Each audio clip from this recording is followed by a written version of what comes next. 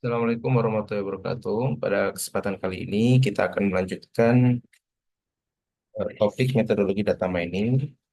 Jadi di video sebelumnya kita sudah membahas tentang tiga tahap awal dari uh, Kris DM. Yang pertama adalah business understanding, kemudian kita juga belajar tentang data understanding, kemudian yang ketiga kita bicara tentang data preparation, ya, di mana setelah kita bicara tentang kebutuhan bisnis, mencari, kemudian mengumpulkan datanya, menyiapkan datanya, selanjutnya pada metodologi data mining kita akan melakukan pemodelan atau modeling.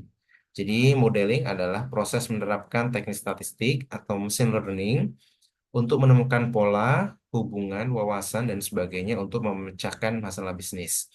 Kalau di video sebelumnya kita bicara tentang bagaimana memprediksi mahasiswa-mahasiswa yang kemungkinan dia apakah lulus gitu ya atau apakah tidak lulus ya. Nah, setelah kita menyiapkan banyak sumber datanya, menyiapkan datanya, selanjutnya kita akan membuat model. Jadi berdasarkan data yang lulus tidak lulus ini ya, akan akan muncul sebuah model,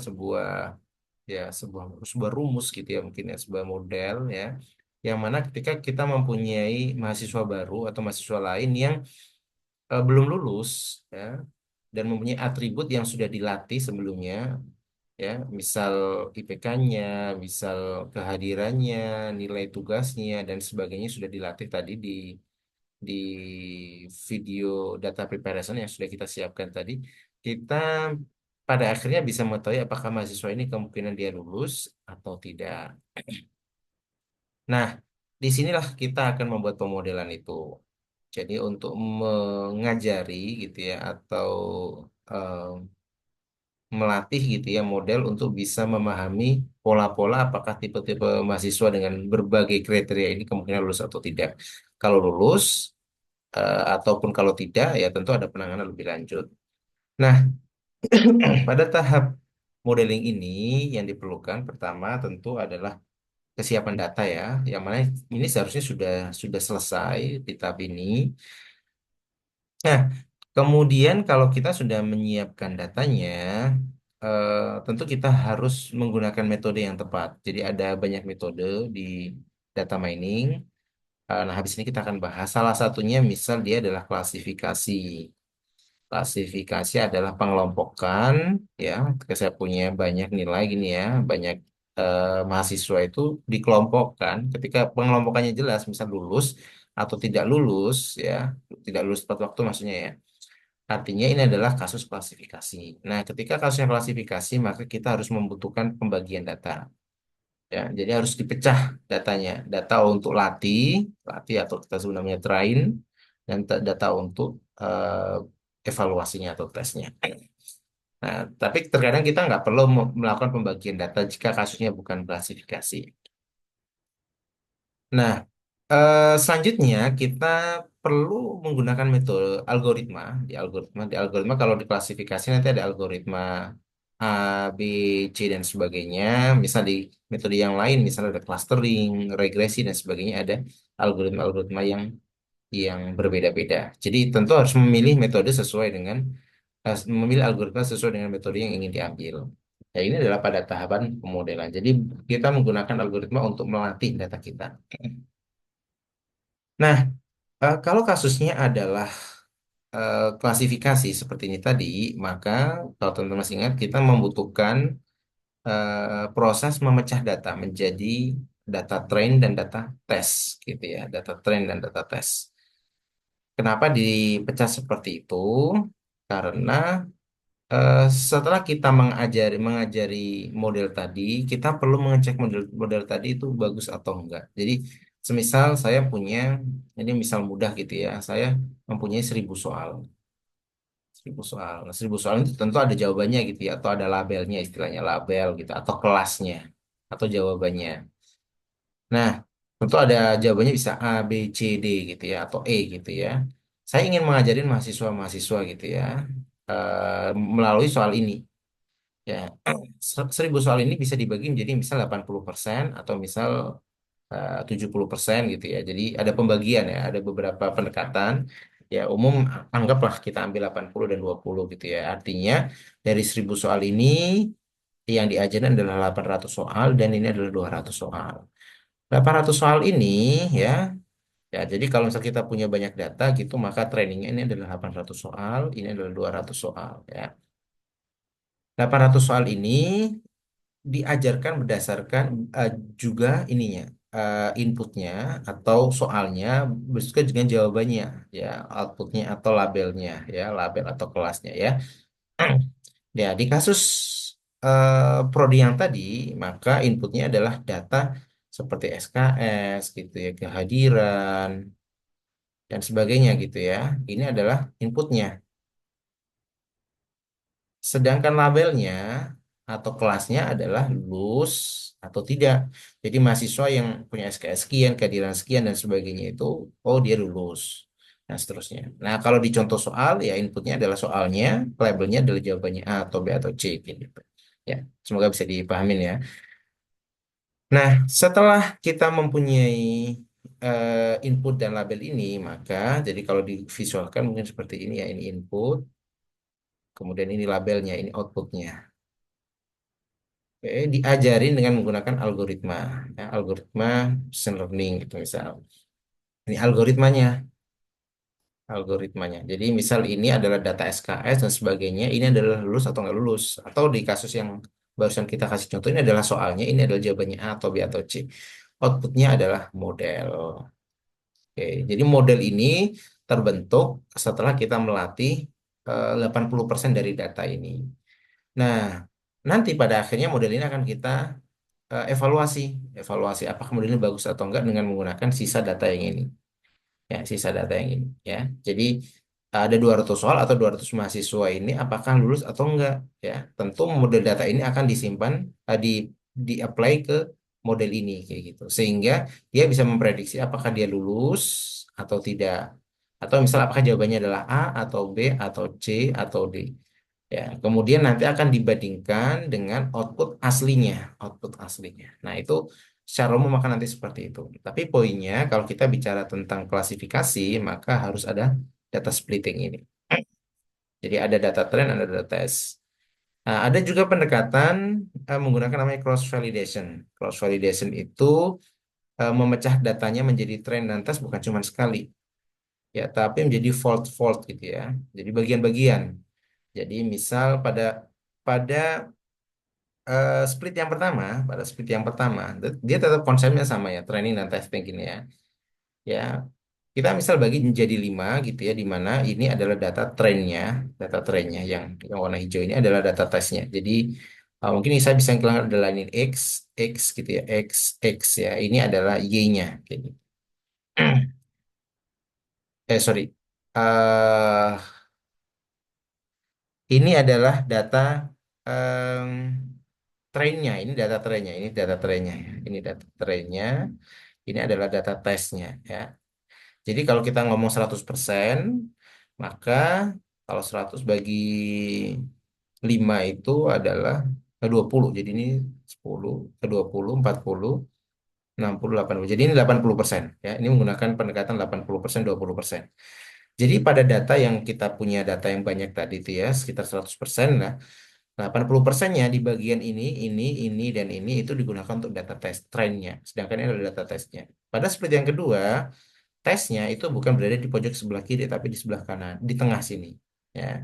Pada split yang ketiga atau pada percobaan yang ketiga, maka tesnya di sini. Jadi maksudnya adalah kita ingin mengecek apakah saat pembagian itu berdampak pada model tadi. Ya.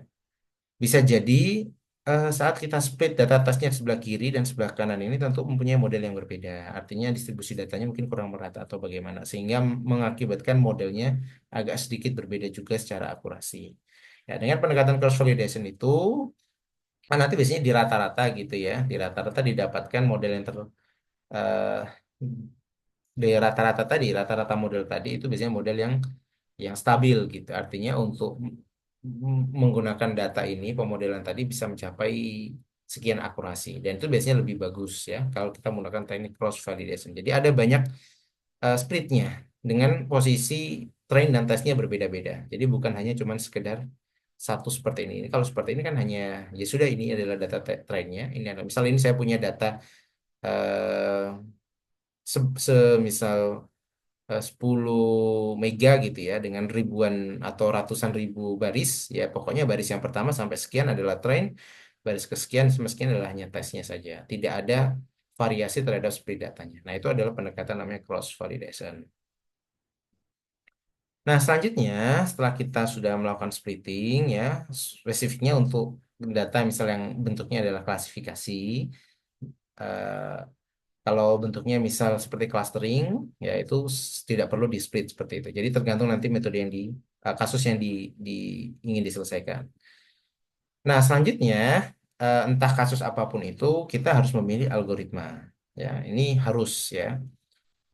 Jadi misal kalau kasusnya adalah klasifikasi tadi, jadi pengelompokan berdasarkan item yang sudah jelas pengelompokannya, maka kita bisa menggunakan decision tree, naive Bayes gitu ya, SVM, random forest gitu ya, KNN, neural network, dan banyak yang lain ya. Jadi ini adalah beberapa yang terkenal gitu. Kalau kasusnya adalah regresi, regresi itu memprediksi sama apa namanya? Dia adalah satu payung gitu, sebenarnya supervised learning. Supervise. Jadi terawasin gitu ya. Jadi sudah ada data tren sama tesnya sama kasusnya, tetapi outputnya bukan kategorikal. Kalau klasifikasi ada kategorikal gitu, lulus atau tidak gitu ya, tidak lulus. Ini adalah label gitu ya. Ya. Nominal gitu ya. Kalau teman-teman masih ingat ada data nominal tadi. Tapi kalau regresi itu bentuknya adalah numerik gitu ya, entah entah interval atau discrete gitu. Jadi misal kita memprediksi eh, SKS yang bisa diambil mahasiswa di tahun kesekian kayak gitu, atau kita ingin memprediksi nilai suatu nilai UAS mahasiswa dan sebagainya. Pokoknya bentuknya adalah numerik gitu ya. Kak. Nah, ini contohnya misal linear regression, logistic regression. Oh, salah. Ini logistic regression ini bukan seharusnya. Logistic regression ini harusnya masuk di sini. Ya, jadi klasifikasi. Kemudian ya seperti decision tree itu juga bisa ya di sini ya, decision tree gitu ya. KNN ya untuk regresi ya. Kemudian clustering ya, di clustering. Clustering itu pengelompokan yang belum jelas pengelompokannya mau dibagi jadi berapa kayak gitu. Ya, nanti kita akan bahas lebih detail. Ada k-means, k-medoid dan sebagainya. Atau ada asosiasi. Asosiasi itu pengelompokan data berdasarkan frekuensi pengambilan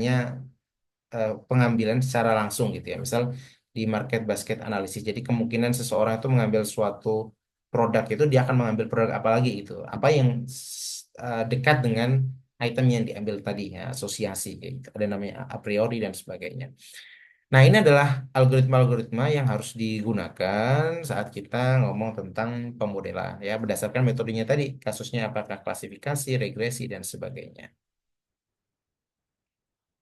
Selanjutnya, kalau kita sudah punya model, ya saya sampaikan tadi di sini, misal adalah, misal kalau kita ngomong klasifikasi atau kasus kita adalah kelulusan tadi, input sama outputnya.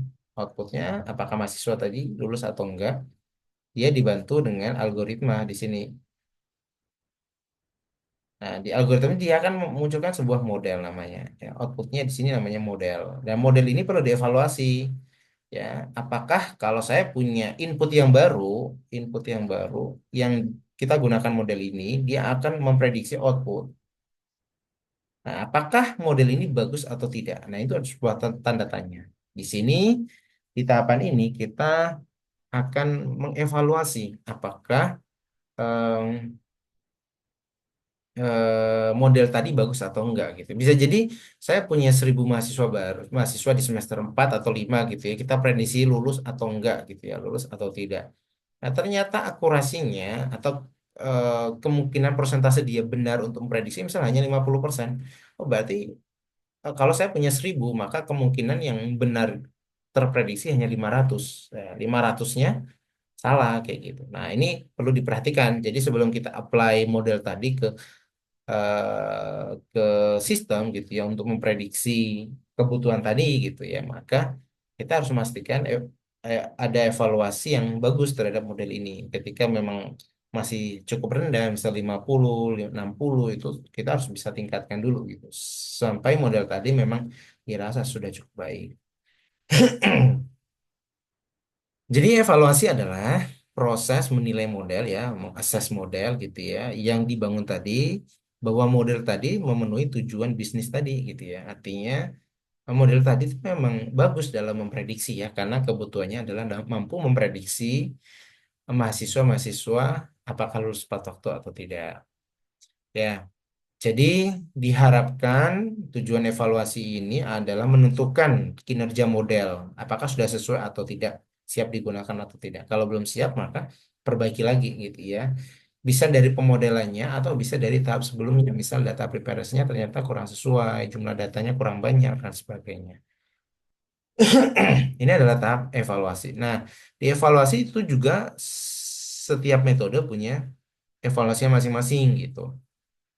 Kalau kita ngomong klasifikasi tadi, pengelompokan data berdasarkan kelompoknya tadi, misal apakah mahasiswa itu lulus atau tidak. Nah, ini adalah masuk kategori namanya klasifikasi karena mengelompokkan mahasiswa ya ke dalam dua tipe, dua kategori, lulus atau tidak lulus ya.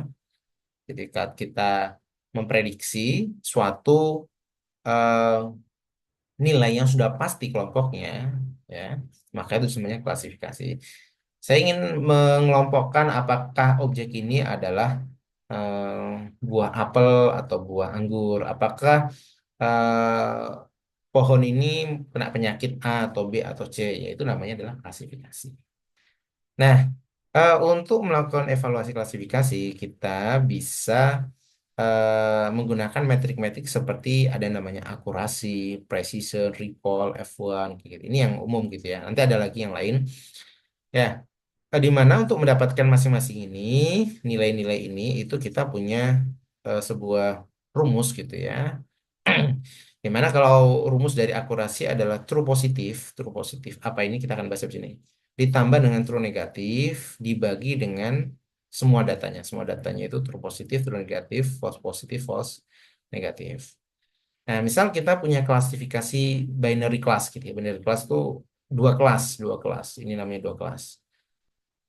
Binary class ya. Kalau pengelompokannya lebih dari dua, misal memprediksi apakah mahasiswa tadi itu masuk di kategori mungkin akan lulus di kategori summa cum laude atau cum laude atau tanpa pujian dan sebagainya, lebih dari dua kelas itu namanya multi kelas. Multi kelas. Nah, konsepnya sama tetapi jumlah kelasnya atau kelompoknya itu lebih dari dua. Oke, kita akan menggunakan case yang tadi ya, lulus dan tidak lulus ini ya. Nah, em, akan ada, kita bisa menggunakan namanya confusion metric, metrik gitu ya. Metrik itu seperti ini ya. Metrik seperti ini ya. Kalau teman-teman pernah belajar ya X, Y, ya, kemudian Z, A kayak gitu misalnya ya. Kayak gini kan. Ini kurang lebih seperti ini. Ini metrik dua dimensi. Di sebelah kiri kita gunakan namanya aktual ya. Aktual itu adalah label aslinya, data aslinya. Ini adalah predicted yang diprediksi. Oke, kalau teman-teman masih ingat tadi, kalau kita punya input, gitu ya, inputnya misalnya jumlah SKS, riwayat, kehadiran, dan sebagainya, kita bisa memprediksi mahasiswa itu outputnya apa. Kita kita punya data bahwa mahasiswa yang punya tipe seperti ini itu ada lulus atau enggak ya. Kemudian di sini kita menggunakan algoritma yang menghasilkan model ya. Ini tentu semoga masih ingat. Nah, di mana kalau diklasifikasi tadi kita harus split datanya menjadi dua ya, train dan test. Nah, ini teman-teman semoga masih ingat ini yang sebelumnya. Anggaplah trainnya itu 80%, tesnya adalah 20%.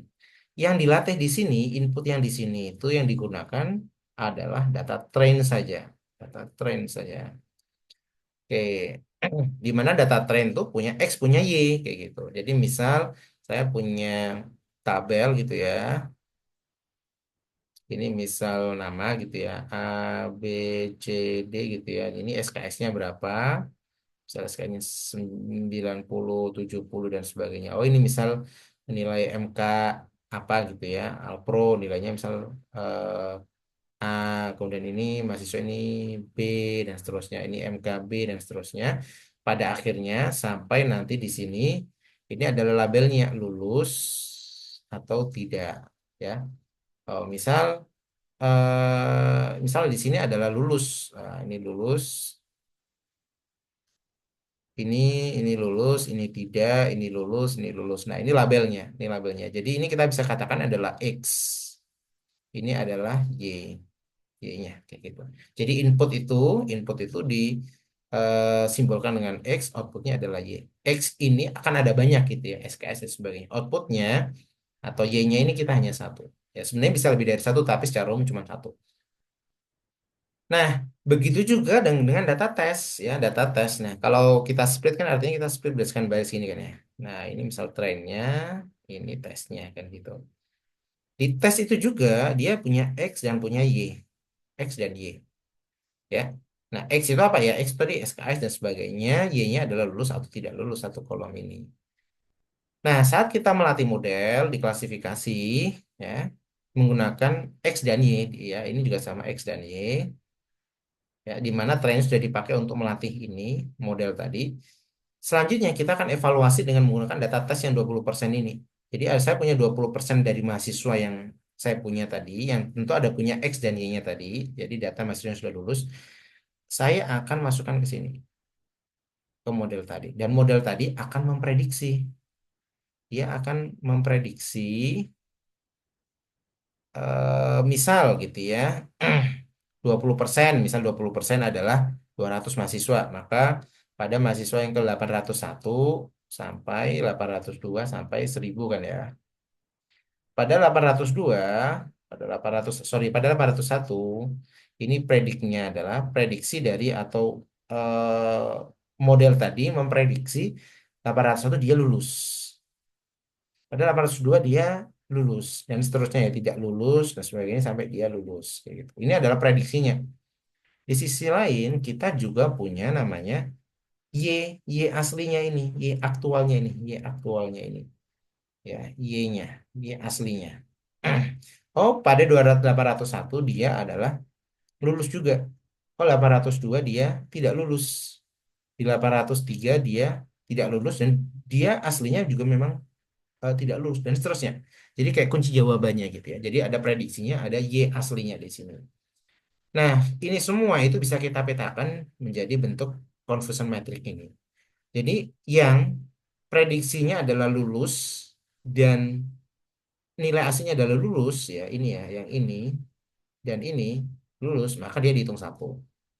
Oh ternyata ada juga ini yang lulus dan lulus ada dua dan seterusnya. Berapa banyak yang prediksinya lulus dan nilai aslinya atau nilai aktualnya juga lulus maka masuk di sini true positif. Ya jadi misal dari 1000 mahasiswa itu yang prediksinya positif atau ini lulus kita bilang ini lulus ya ini kita bisa ganti nanti ya. Maka kita tentukan, oh misal ternyata yang diprediksikan lulus dan aktualnya tidak lulus ada misal 500 kayak gitu. Ya, ya terus dari 1000. Ya, maka ya, true positifnya artinya memprediksi lulus dan kemungkinan lulus. Nah, ini TP-nya ini ya, berarti ini namanya kita sekali ini namanya TL kayak gitu, true lulus gitu ya. Itu adalah sebanyak ini ya, sebanyak 500 ini. Kayak gitu. Kalau kita memprediksi tidak lulus T dan benar jawabannya adalah tidak lulus maka masuknya di sini true negatif. Jadi ya memprediksi mahasiswa tadi kena COVID, tidak kena COVID dan memang dia beneran tidak kena COVID. Nah, misal kalau studi kasusnya COVID itu ya. Prediksi tanaman itu tidak kena penyakit dan memang beneran data aslinya dia tidak kena penyakit maka masuknya di true negatif ini. True negatif ini berarti TT gitu ya. True tidak lulus gitu mudahnya. Ya, ini hanya sebuah istilah ya, negatif positif ini. Kalau kita memprediksi lulus, ini baris yang kedua ini lulus, dan misal ini 200 gitu ya, 200. 200 nilai yang true negatif atau true tidak lulus gitu ya. Kalau kita prediksi lulus dan ternyata Y-nya adalah tidak lulus ya, berarti jawab benar tapi ternyata salah gitu ya.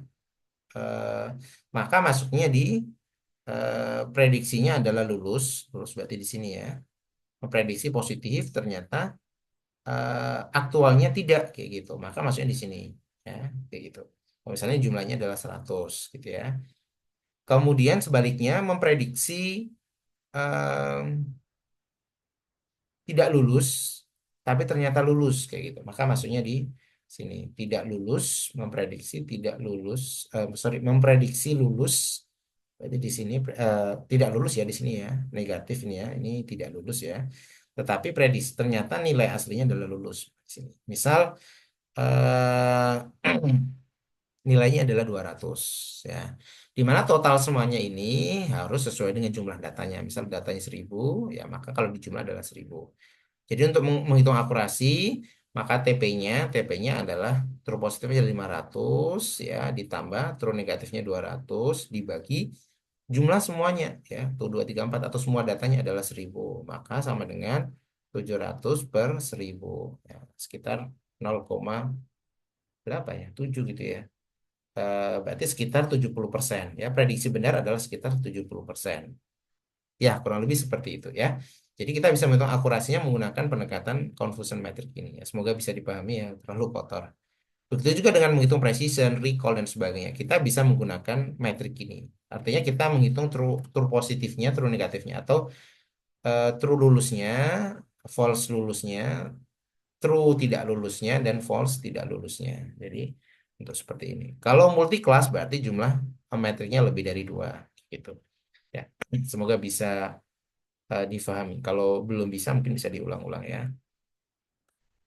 Oke, selain tadi ya confusion metric gitu ya, ada namanya area under the curve gitu ya. Biasanya dalam bentuk kurva kayak gitu ya. Dan dia dalam rentang 0 hingga 1 ya. Di mana area under the curve ini jika nilainya adalah 1 maka model tadi bagus gitu ya, sempurna ya. Ya. Jika nilainya 0,5 ya tidak lebih baik gitu ya. Artinya model tadi eh, mempunyai kemungkinan 50% kayak gitu ya. Jadi eh, kemampuan untuk membedakan kelas positifnya kelas lulus dan kelas tidak lulus tadi itu seperti melempar koin gitu. Artinya ada kemungkinan 50%. Ya, kalau di bawah 0,5 artinya jelek kayak gitu ya. Semakin artinya semakin mendekati satu semakin bagus kayak gitu. Ini ada hanya metrik lain yang kita bisa melihat evaluasi dari ini gitu ya, dari klasifikasi. Selanjutnya, kalau kita ngomong regresi gitu ya, atau regression ada beberapa metrik seperti namanya RMSI gitu ya, root mean square error, ada mean absolute error, ada R square dan sebagainya. Jadi ini ada penjelasannya ya. Kalau RMSE mengukur rata-rata error kuadrat dari prediksi model. Nah, biasanya kan kalau grafik kan seperti ini nih. Ya, misal saya mau prediksi gitu ya. Ya, ini adalah prediksi saya. Garisnya adalah prediksi saya. Oke, secara singkat mungkin seperti ini. Garisnya adalah prediksi saya dan titik-titik ini adalah nilai aslinya kayak gitu. Ya. Biasanya prediksi itu ya anggaplah kita memprediksi hal yang linear gitu ya. Ada jarak-jarak seperti ini. Nah, ada jarak seperti ini ya. Selisih antara nilai aslinya dengan nilai prediksinya kayak gitu. Semakin dekat, semakin mendekati nol, artinya semakin bagus kayak gitu. Ya, jadi di root mean square error dan mean absolute error. Semakin artinya kalau kita memprediksi suatu nilai adalah 90 dan prediksi kita adalah 88, selisihnya cuma 2. Tapi kalau kita memprediksinya 90, ternyata nilainya adalah 70, maka selisihnya bisa sampai 20 ya. Semakin semakin jelek.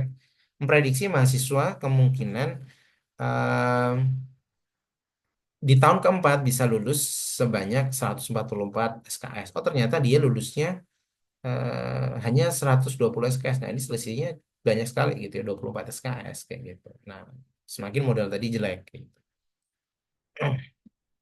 Nah, ini lebih lanjut ya. Kalau R square itu ya ini ya, melihat proporsi variansi data yang dijelaskan oleh model ya, kurang lebih seperti ini. ya, rumusnya R square sama dengan satu min ya, dan seterusnya. Ya, ini min absolute error, RMSE sebagainya. Ya, teman-teman bisa explore lebih lanjut. Ya, poinnya adalah di metode regresi itu mempunyai metrik yang berbeda dengan klasifikasi karena di regresi tadi itu lebih melihat seberapa dekat angka prediksinya tadi terhadap angka aktualnya tadi. Nah, ini penjelasan tadi ya kalau di R square, kalau ini ya MSE atau RMSE tadi ya artinya jika nilai lebih rendah, menunjukkan bahwa prediksi model lebih dekat dengan nilai sebenarnya. Semakin nilainya mendekati nol, maka semakin dekat gitu ya. Kalau kita memprediksi tadi 90 dan prediksi kita adalah 88 misalnya, selisihnya cuma 2. Tapi kalau kita prediksi 90 tapi nilai aslinya adalah 70, maka selisihnya cukup tinggi ya. Artinya semakin nilai RMSE atau MAI tadi semakin rendah, maka semakin dekat dengan nilai sebelumnya. Artinya model tadi bagus ya. Tapi kalau R square ya dia antara 0 dan 1 ya. Kalau mendekati 1 ya modelnya semakin bagus ya. Modelnya semakin bagus ya. Ya, kalau 0 maka semakin jelek ya. Jadi antara 0 sampai 1 ya. Semakin ke sini maka semakin bagus ya, semakin ke sini semakin jelek. Oke. Nah, pada clustering sebenarnya kalau clustering ini tidak melakukan evaluasi model secara langsung, tapi kalau clustering itu kan pengelompokan ya, pengelompokan. Misal saya punya banyak data gitu ya, banyak record gitu ya. Oh ini masuk di cluster ini. Ya biasanya itu evaluasi di sini lebih ke mengevaluasi clusternya ini tadi. Ada berapa banyak cluster gitu. Seberapa dekat dengan cluster titik clusternya. Kurang lebih seperti itu ya. Jadi ada namanya silhouette score. Selain itu ada namanya elbow method gitu ya, elbow method. Jadi biasanya digunakan untuk menunjukkan jumlah cluster yang optimal. Seberapa banyak sih pengelompokan itu. Kalau klasifikasinya sudah jelas kelompoknya, tapi kalau cluster itu kita harus mengelompokkan berdasarkan kemiripan datanya ya. Oke. Nah, kurang lebih seperti itu ya. Jadi eh sekali lagi kalau di evaluasi clustering biasanya tidak secara langsung mengevaluasi model, tapi lebih ke klasternya gitu ya. Cluster yang optimal itu seperti apa? Oke, pada tahap terakhir, setelah kita belajar tentang pemodelan, kemudian evaluasinya, yang terakhir yang harus diperhatikan adalah deployment. Deployment itu artinya adalah pemasangan gitu ya, pemasangan. Jadi menerapkan model tadi ke sistem bisnis yang sebenarnya. Jadi setelah kita mempunyai model yang dengan akurasi yang misal cukup bagus 85% gitu ya. Ya, ini model gitu ya. Sudah dievaluasi sudah bagus. Ya, selanjutnya eh, akan dipasang di sistem gitu ya, di aplikasi, misal sistem migrasi, sistem, kalau di Telio sistem Igrasias atau apa gitu ya. Sistem tadi bisa memprediksi mahasiswa secara langsung gitu. Oh, dengan nilai sekian, dia kemungkinan probabilitas kelulusannya adalah sekian. Atau mungkin dia langsung bisa dia lulus gitu ya, atau tidak lulus tepat waktu. Kayak gitu. Oh, mahasiswa-mahasiswa yang difilter yang tidak lulus, maka bisa dikasih penanganan lebih lanjut ya. Ada pendampingan khusus dan sebagainya, sehingga dia bisa lulus tepat waktu kayak gitu. Oh, mahasiswa-mahasiswa yang lulus ini mungkin cocok untuk di apa kayak gitu ya, dikasih tambahan apa magang dan sebagainya sehingga bisa bukan cuma sekedar lulus tapi punya kemampuan lebih kayak gitu ya. Dipasang gitu. Jadi bagaimana diintegrasikan dengan sistem bisnis. Bisnis itu ya ya tergantung gitu ya. Kalau case kita adalah universitas ya ya di sistem universitas tadi, di sistem akademiknya sehingga kita bisa tahu apakah mahasiswa tadi itu bisa lulus waktu atau tidak ya. Tapi kalau di case yang sebelumnya di awal itu apa tentang kepuasan ya kita bisa memprediksi kemungkinan transaksi ini akan ke, ke customer akan puas atau tidak ya. Ya kemudian bisa gunakan secara ini ya operasional ya memberikan rekomendasi seperti ini secara aktif gitu ya. Ya. Dan lembaga atau pihak yang terkait stakeholder itu bisa memberikan pendekatan sehingga yang diprediksi yang tidak lulus ataupun hal-hal yang sebenarnya tidak diinginkan itu bisa dicari tahu, didampingin sehingga agar target misal kelulusan bisa lebih dari 10% yang sudah dicanangkan di awal tadi ya berdasarkan objektif bisnis tadi. Oke, itu saja mungkin terkait tiga tahapan lainnya di Kris DM, yakni pemodelan, kemudian evaluasi model, dan deployment ya.